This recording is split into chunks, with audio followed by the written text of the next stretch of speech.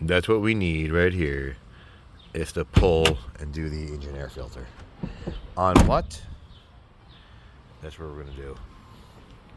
It's right here, next to the EEE. And of course, thank you, Jeep.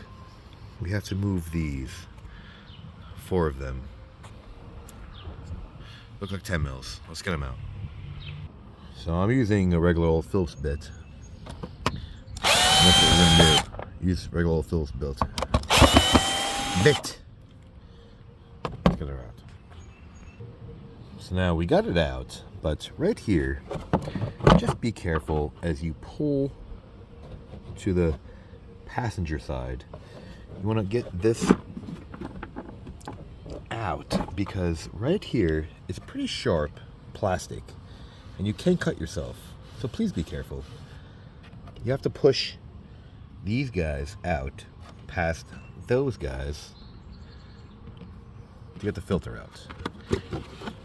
And then since it's a newer car, leave that slam. Looks like it should be replaced soon. We have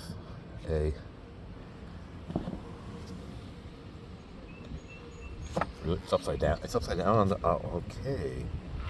That's what we're gonna do. That's what we'll replace it with.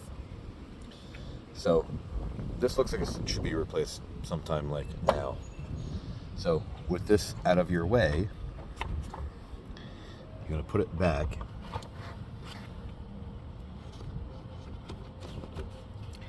Yeah, this.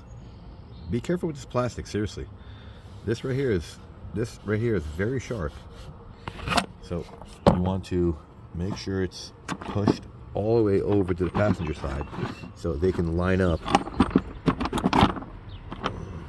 See, you want those guys to line up, so this guy can line up. Make sense? I think so. I think you got it. I think you got the idea. So let's put this back and screw them all down. So that's what you want to see.